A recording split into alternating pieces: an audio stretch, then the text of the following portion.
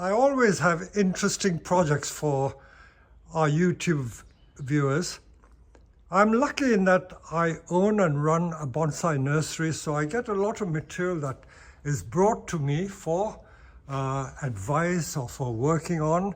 And one of the most common commissions we get are to restyle people's trees. Many of our viewers have commented that they can't understand why people who keep bonsai don't look after their trees.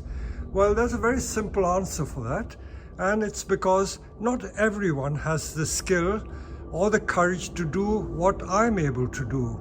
And many of them do not take the trouble to learn more, to improve their technique and to improve their style. But the main thing I always say is that they've done a good job keeping the tree alive.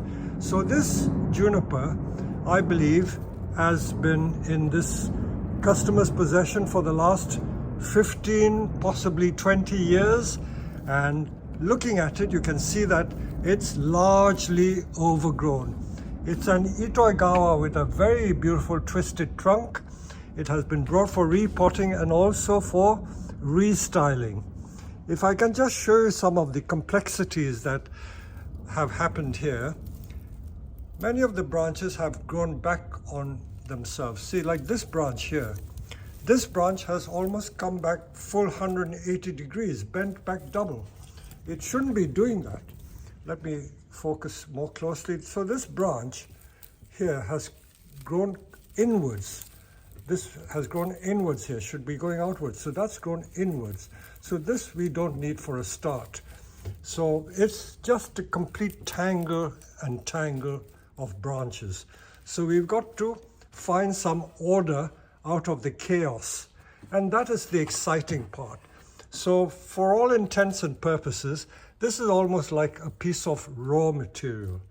So I'm just trying to show you every detail, because only by looking at the complexity, you will appreciate what a lot of work goes into reshaping and restyling this tree.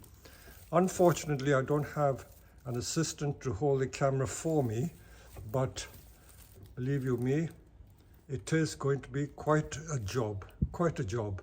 Let me begin by cleaning all the debris, all these little dead twigs. Simply by cleaning it out, you will get a much better idea. And the crossing branches like that one I can take out straight away. So by doing that, I can at least start disentangling the chaos. And once I've done that, we will be able to then determine the front and the back of the tree, and also determine the type of style I want to give this tree. So bear with me while I clean the tree up. So let me show you what I've done so far. All I've done so far is to remove just that one branch. Just that one branch which was doubling back on itself. And by removing that one branch, I'm beginning to see the light. I can see the beautiful trunk. Just by doing that, I have exposed the beautiful trunk, twisted trunk, and it shows a lot of promise. Now the thing is to decide what else to remove, any obvious crossing branches, and then we will decide the front and the angle of disposition of the tree. So you see, you can more or less get a much better idea as to what the potential is of this tree. That branch there going upwards is doing nothing, so that will come off.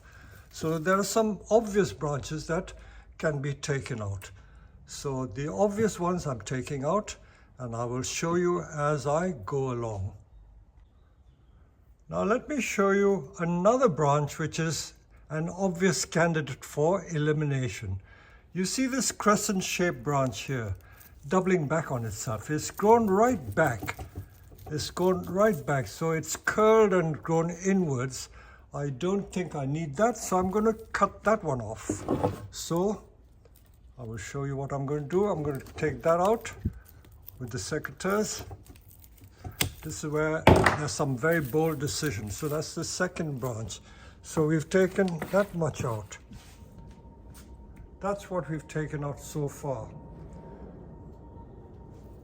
Sorting out the tree, creating order out of chaos. So we're revealing more and more of the trunk. That beautiful, beautiful trunk is going to be shown to its fullest potential.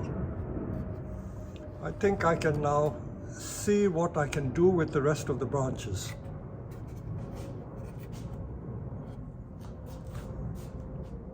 What I've done so far, I've opened the front out. You can see the beautiful trunk now. There's a lot of detail there, beautiful. We want to show more of that, and we want to show the beauty of the trunk, which is completely hidden at the moment. So we're going to create some levels and pads and see how we go. So step by step, we will eventually get there. We will eventually get there.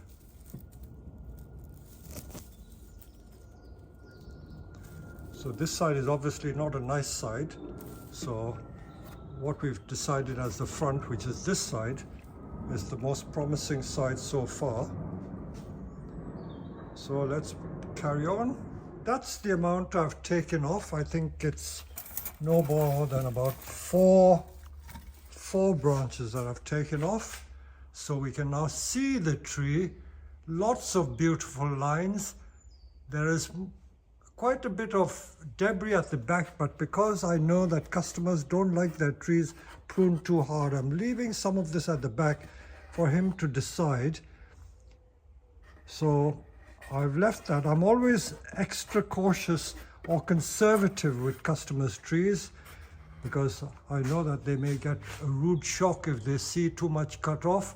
I think I can thin this part even more, but I'll leave it so that it's a fuller tree. After all, he did have a full tree. I could take another third off, but I don't want to be so drastic. So this is how I've left it. The lines are much cleaner, and I may just refine it a little more, but I don't want to go too mad. After all, it's not my tree. This is why people don't understand. When you work on customers' trees, it's better to be cautious than to be over adventurous in case the customer doesn't like it. Okay, so this is how we've sorted out this tangle of branches, and we've brought out the best of this tree by doing this. So one final shot of this tree. Look at it. I've cleared the stem. I've moved this branch which on the left to the right, showing the contorted trunk. Lot of character in the tree. I haven't scalped it too much. I know that the right hand side can be reduced much more, but again, my philosophy of respecting the customer's wishes